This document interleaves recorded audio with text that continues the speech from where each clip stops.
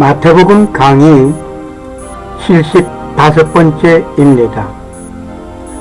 제2차 죽음과 부활을 예고하십니다. 마태복음 17장 22절에서 27절 말씀. 얼마 전에 제자들에게 사람의 아들이 고난을 당하고 죽임을 당하지만 3일 만에 다시 살아나리라고 1차 예고하셨던 예수님은 오늘 2차 예고를 하셨습니다. 그리고 가브라움에 이르렀을 때 공세를 내지 않았다고 베드로에게 공세를 받는 자가 말을 합니다. 예수님께서 베드로에게 고기를 잡아 그 입에서 돈을 얻어 공세를 내게 하였습니다. 22절 23절 말씀.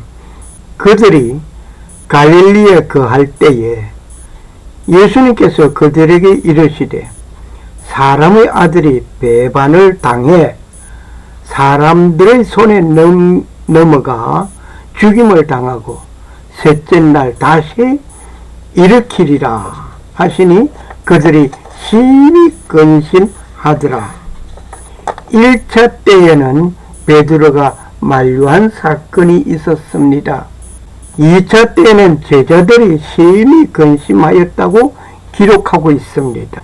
예수님께서 배반을 당하게 됨을 말씀하십니다. 그리고 사람들의 손에 넘기게 됩니다. 또한 죽임을 당하지만 셋째 날에 다시 일으켜진다라고 말씀하십니다. 스가랴 11장에 보면 목자들에 의한 대언이 있습니다. 내 값을 내게 주고 그렇지 아니하리거든 그가 두라 그만두라 라고 할 때에 은 30개를 달아 내 값으로 삼게 되는 일이 있었습니다. 그 상당한 값을 토기장에게 던지게 됩니다. 그때 내가 연합이라 하는 나의 다른 지팡이를 부러뜨렸으니 이것은 내가 유다와 이스라엘 사이의 형제 관계를 깨뜨리려 함이었노라. 이 사건에서 예수님을 배반하여 사람들의 손에 넘겨짐으로 관계가 깨어지는 일이 됩니다. 그때 은 30개가 지금 예수님을 팔아넘기는 그 값이었습니다.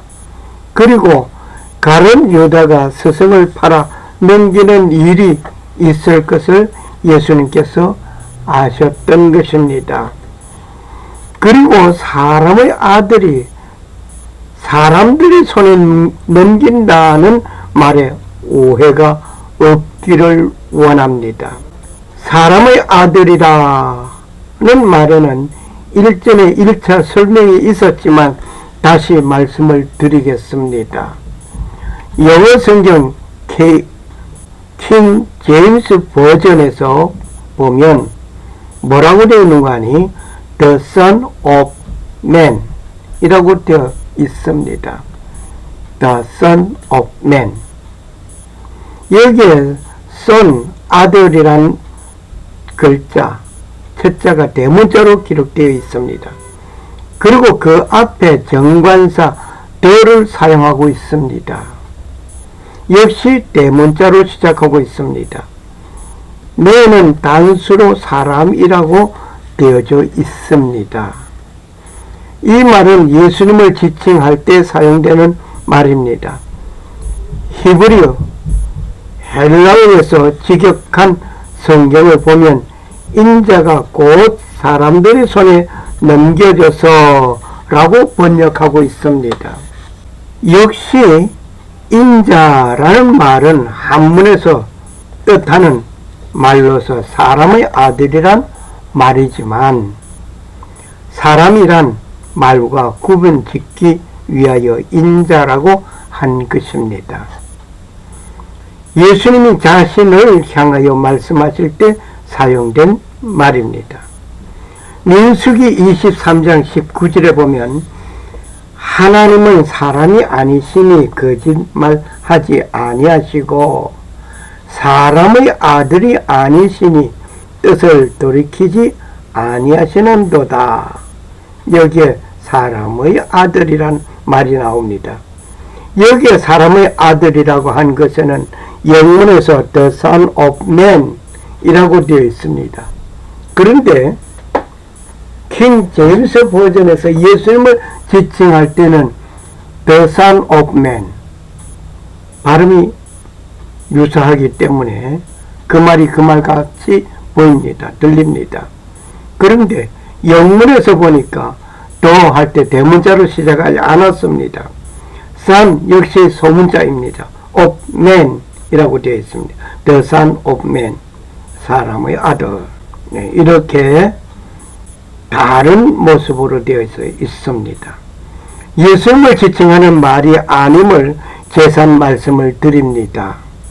그리고 사람들의 손에 넘긴다는 말에는 사람들은 영문에서 the hands of man 으로 되어 있습니다. the hands of man. man은 복수로 되어 있다고 하는 것을 여기 아래 위에 단어가 다른 겁니다. 예수님을 지칭할 때 그 man은 단수이고 여기에 사람들의 손 할 때 사람들 할 때 man은 복수입니다. 그리고 더 역시 대문자가 아니고 소문자로 기록되어 있음을 봅니다. 예수님께서 더라는 대문자로 시작됐습니다.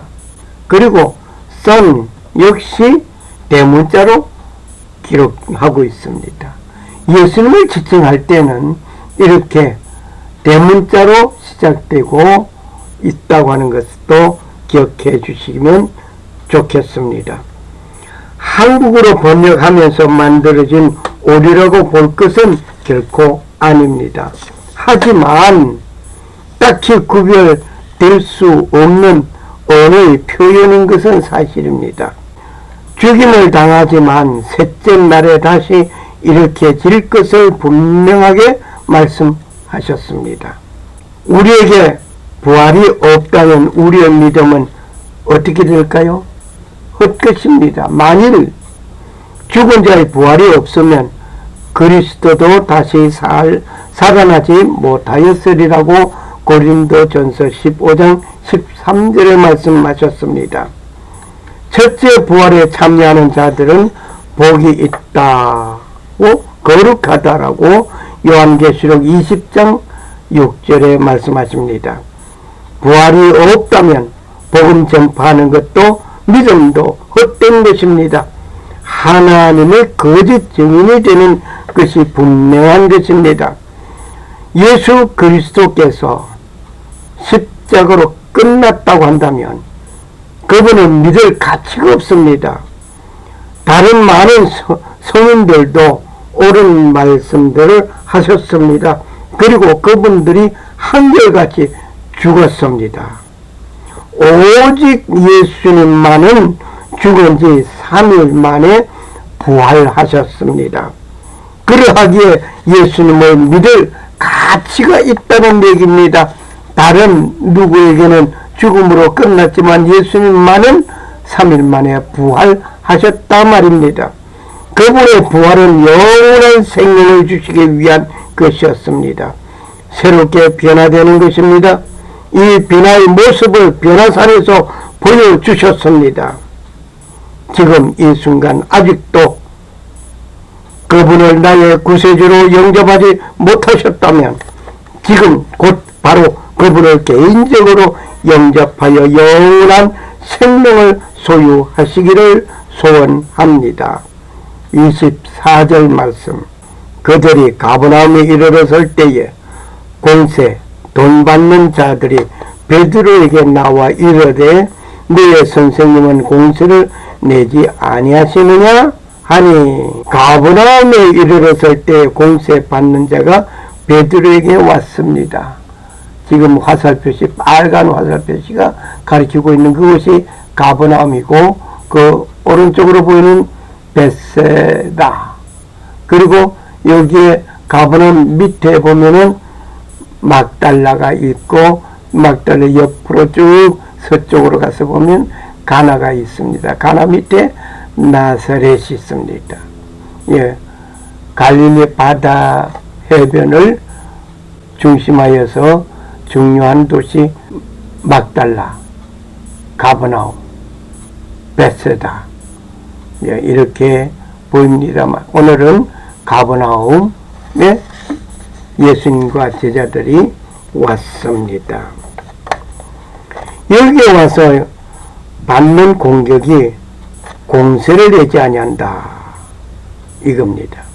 그러면 공세는 무슨 세금인가 했더니 바칠 공 세금 세자로 봅니다. 당시의 모든 세금은 유대국을 위한 세금이 아니고 로마 정부를 향한 것이었습니다. 로마 식민지인으로 유대는 존재하고 로마 정부의 관할 아래 있었던 것이었습니다. 만일 세금을 내지 않는 자라고 할 때 반로마파가 되는 것입니다.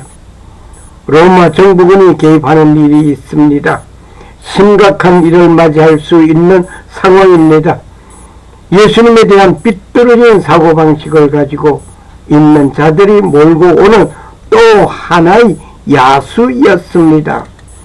이 말은 예수님께 직접 말하지 않고 베드로에게 말을 한 이유가 있다면 무엇일까 하면서 생각해 봅니다. 베드로는 정의파로서 급한 성격에 즉시 답을 잘하는 사람입니다. 즉답에서 그 공세를 선생님께서 왜 내야 하느냐 라고 답을 이끌어내기 위한 것이 아닌가 라고 생각해 봅니다. 25절 말씀, 그가 이르되 내신다 하고 집에 들어가며 예수님께서 그보다 먼저 이르시되 시몬아, 내 생각은 어떠하냐? 땅의 왕들이 누구에게서 관세나 공세를 걷느냐? 자기 자식들에게냐?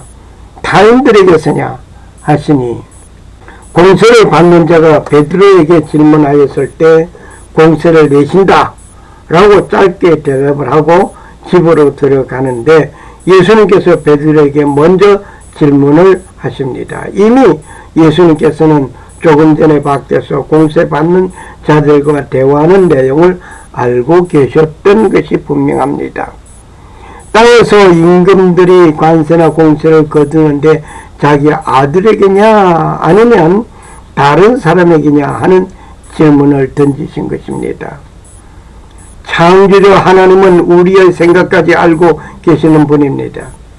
사람은 속일 수 있고 감출 수 있지만 그분에게는 명명백백하게 드러나는 것입니다.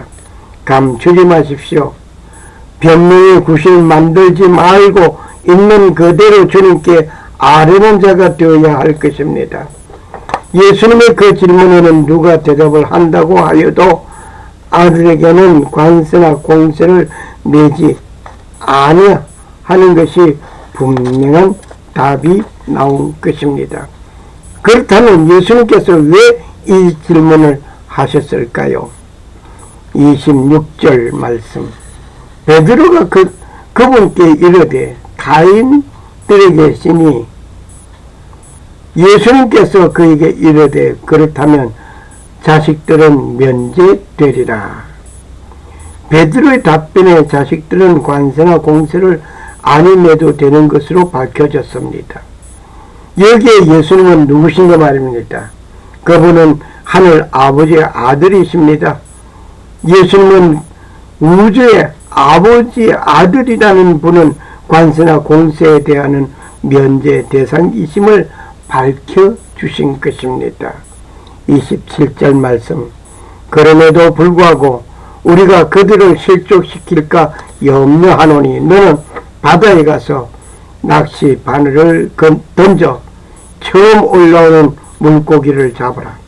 네가 그것을 입을 열면 돈 하나를 발견하리니 그것을 가져다가 나와 너를 위해 그들에게 주라 하시니라. 예수님은 공세나 관세의 면제의 대상이지만 그들이 실족하게 될 것에 대하여 염려하셨습니다. 하나님을 섬기는 하나님의 자녀들은 세상 관세나 공세에 대한 면제의 대상이라고 빠질 것이 아니라 그 세금도 잘 내는 것이 좋겠습니다. 교회 목사님들이 세금을 낸다, 안 낸다 등등의 말에 시비할 것이 아니라고 봅니다. 예수님도 공세를 내셨습니다. 답은 이것입니다. 그 공세를 내기 위하여 베드로에게 명령을 하십니다. 바다에 가서 낚시하게 하셨습니다. 먼저 잡혀 올라온 그 고기의 입을 열고 그곳에 돈이 있는 것을 가지고 공세를 내도록 하였습니다.